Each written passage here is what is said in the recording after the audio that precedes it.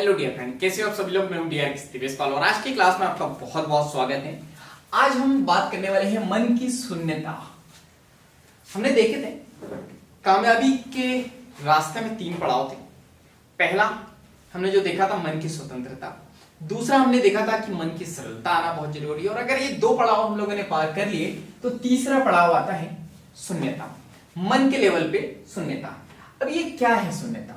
तो इसी को कहते हैं नॉन बीइंग फेस, या तो इसको कहते हैं नथिंगनेस फेस। नथिंगनेस फेस यानी कि कुछ नहीं करने का फेस, एकदम खाली, कुछ भी नहीं, एकदम खाली, कोई ख्याल नहीं, कोई विचार नहीं, कुछ भी नहीं, एकदम खाली, शांत, शून्य। इसी को हम लोग कहते हैं नथिंगनेस फेस, इसी को कहते हैं नॉन बीइंग फेस। कुछ नहीं करना है, कुछ भी नहीं, एकदम बस खाली, छोड़ देना है अपने आप को। शून्यता का मतलब क्या है? तो अपने आप को, मीन्स जो है मन को आप कितनी देर शांत रख सकते हो, शांत रखने की जो आपकी क्षमता है, एबिलिटी है, उसी को कहते हैं मन की शून्यता। कि कितनी देर, कितने समय तक के आप मन को शांत रख सकते हो, शून्य रख सकते हो, खाली रख सकते हो, उसी को कहते हैं मन की शून्यता। चलिए, तो अब हम बात करते हैं कि ये जो खालीपन है, नथिंगनेस है, ये आएंगी कैसे? तो ये जो फेस है मन की शून्यता वाला फेस, ये कैसे आएगा? तो इसके लिए हमने बात करी थी, सबसे पहले तो जो है मन की स्वतंत्रता होनी बहुत जरूरी है। अगर आप मन के लेवल पे गुलाम है तो इस फेस तक के पहुंच ही नहीं सकते। दूसरा लेवल हमने बात करी थी मन की सरलता, बहुत डिटेल में समझा इसको हमने, कि जब मन की सरलता आएंगी उसके बाद फिर आती है मन की शून्यता। तो इसकी बात करी थी हमने, और इसी को हमको समझना है कि मन की शून्यता जो है 2 लेवल के बाद में आएंगी। अब मन की शून्यता कब आएंगी? जब हम जीवन को करीब से देखेंगे, जीवन को करीब से समझेंगे कि हम कौन है, क्या है, कैसे है भी या नहीं है, हम जी भी रहे हैं जिंदगी या जिंदगी काट रहे हैं, क्या कर क्या रहे हैं। तो जब आप जिंदगी को करीब से देखोगे तो देखने पर आपको पता चलेगा कि सारी दुनिया से मैं अलग नहीं हूं। इस सारी दुनिया का ही एक छोटा सा मैं अंश मात्र हूं, एक छोटा सा जो है हिस्सा हूं। ये आपको जब बात समझ में आ जाएगी तो मन में जो है शून्यता आना शुरू हो जाएगी।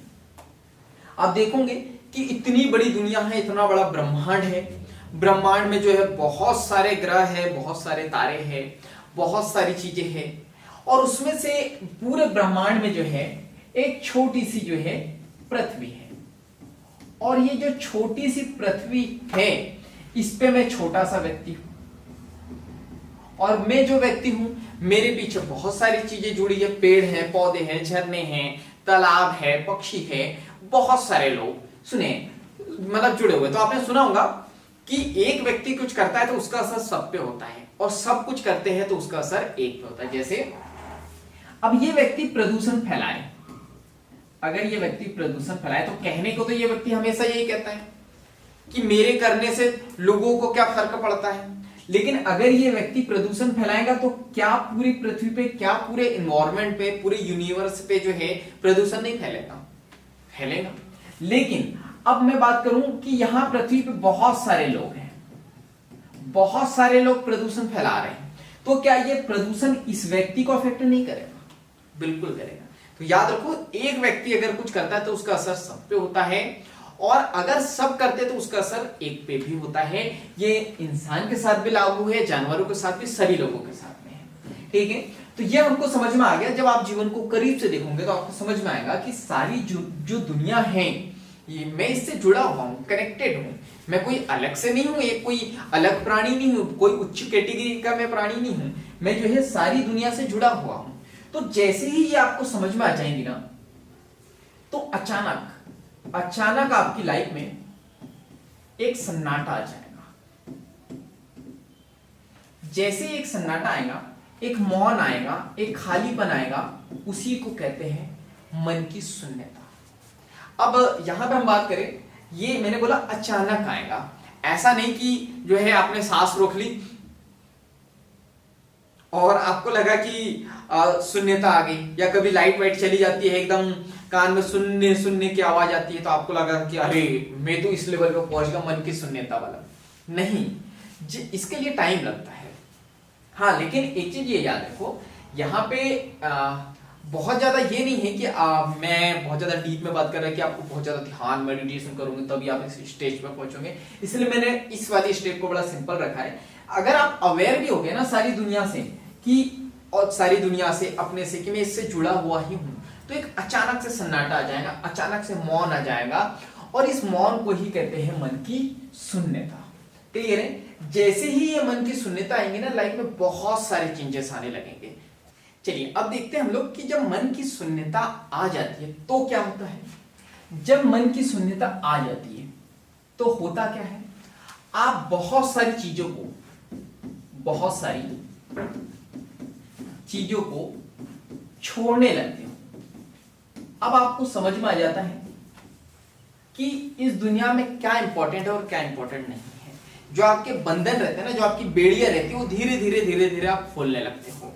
आपको समझ में आ जाता है कि मुझे क्या पकड़ना चाहिए और क्या छोड़ना चाहिए, तो बहुत सारी चीजों को आप छोड़ने लगते हो, और छोड़ने के बाद में बहने लगते हो, अपने आप को कहीं खो देते हो और सिर्फ बहने देते हो। और जब आप खो जाते हो, बहने लगते हो, तो याद रखना इसमें एनर्जी नहीं लगती है, चलिए तो देखते हैं। मैंने बात करी आपसे कि जैसे कोई बहने लगता है, जैसे कोई खो जाता है, उसे जो है एनर्जी नहीं लगती है। एग्जाम्पल के लिए आपने छोटे बच्चे को देखा होगा।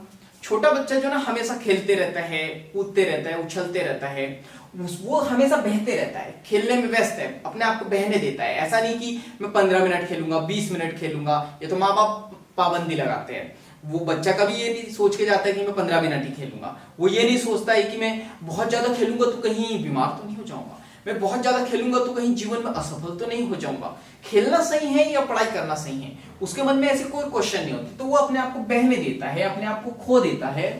ऐसे ही आपने सक्सेसफुल व्यक्ति को देखा होगा, जो बहुत सारे लोग हैं जो म्यूजिक बजाते हैं तो म्यूजिक में खो जाते हैं, अपने आप को बहने देते हैं। कोई डांस करता है तो बस करते ही चले जाता है, वो बहने देता है, अपने आप को खो जाता है, उसे एनर्जी नहीं लगती है। कुछ लोग बोलते हैं ना कि ये व्यक्ति 5 घंटे कैसे काम कर लेता है, ये व्यक्ति कंटिन्यू 10 घंटे काम कैसे कर लेता है, क्योंकि वो अपने आप को बहने देता है, अपने आप को खो देता है। वो उसे कोई होश नहीं है, वो मदहोश है, तो वो वहां पे एनर्जी लग ही नहीं रही है उससे, वो हवा में बस बहते चले जा रहा है। तो याद रखो, उसी प्रकार अगर आप अपने जीवन को बहुत ज्यादा बचा के रखोगे ना, तो याद रखो आपका जीवन नष्ट हो जाएगा।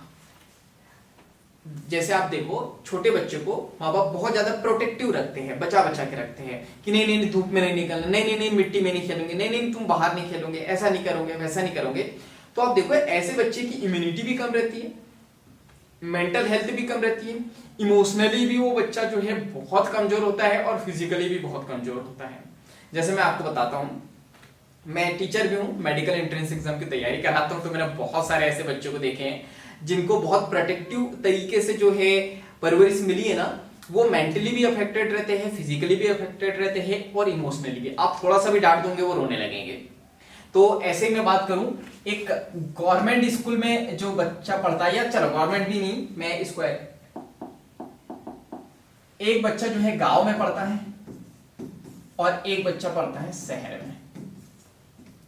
गांव का बच्चा जो है और शहर का बच्चा, ये छोटे स्कूल में जाता है, ये बड़े स्कूल में जाता है। बड़े स्कूल में बहुत सारे नियम है, बहुत सारे कानून है, इनको बड़ा पाबंदी से रखा जाता है, ऐसा नहीं करोगे, वैसा नहीं करोगे, यहाँ नहीं जाओगे, वहां नहीं जाओगे, और पेरेंट्स भी बड़े स्ट्रिक्ट होते हैं, तुम ऐसा नहीं करोगे, वैसा नहीं करोगे, और इनकी पूरी दिनचर्या बांध दी गई है।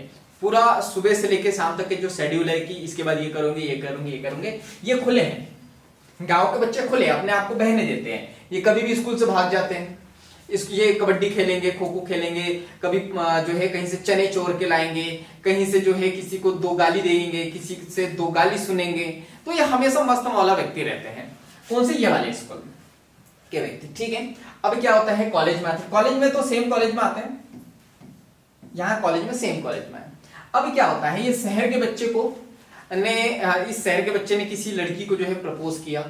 तो अब जब प्रपोज किया और मान लो कि वो लड़की नहीं मानी, उसने रिजेक्ट कर दिया, तो ये बन जाता है मजनू। ये अपने रूम में जो है 2-3 महीने रोते रहेंगे, मना कर दिया, कैसे मना कर दिया, ये कर दिया, वो कर दिया। और जब ये गांव का लड़का जो है किसी को प्रपोज करता है और किसी लड़की ने मना कर दिया, तो बोलता है ठीक है ठीक है ठीक है, बहुत आती है मेरे पास, ठीक है ठीक है, एक जाएंगी दूसरी आएंगी।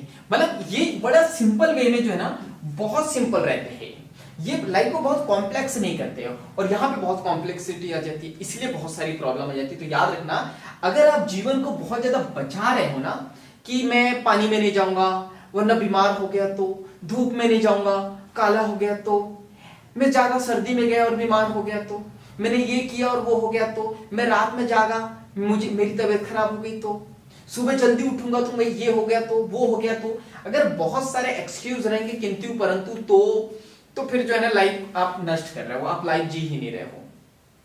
इसके बाद बात करते हैं, अगर आप जो है, चल मैं फिर से लिख देता हूं, अगर आप अपने जीवन में अपने जीवन को, अपने आप को बहने दे रहे हो, आप जो है अपने आप को खो दे रहे हो कहीं पे, तो आप रियल में लाइफ जी रहे हो। ये व्यक्ति काट रहे हैं जिंदगी, ये जी रहे हैं। तो यहां पे आपको जो ना जिंदगी को बहुत ज्यादा प्रोटेक्टिव नहीं करके रखना, बहुत ज्यादा बचा के नहीं रखना है। जो है मुझे याद नहीं आ रहा है, शायद 1 मिनट, चलो ठीक है, मुझे याद नहीं आ रहा है, लेकिन किसी का कॉर्ड भी है इस पे कि जिंदगी को बचा के रखोगे तो जिंदगी नष्ट कर लोगे, और जिंदगी अगर आप जो है बहने दोगे तो जो है अपने आप को बचा के नहीं रखोगे तो जिंदगी में बहुत उपलब्धि हासिल करोगे, ऐसा कोई कॉर्ड है, मुझे अभी याद नहीं आ रहा है।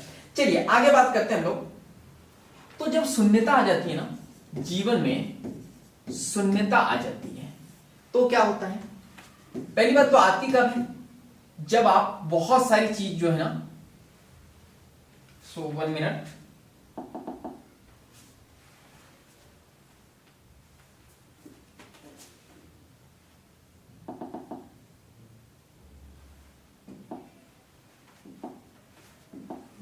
चलिए अब बात करते हैं कि ये शून्यता कब आएंगी, जब आप जिंदगी में छोड़ना स्टार्ट करोगे, किसी भी चीज को पकड़ के नहीं रखोगे, तब क्या आने लगती है, शून्यता आने लगती है।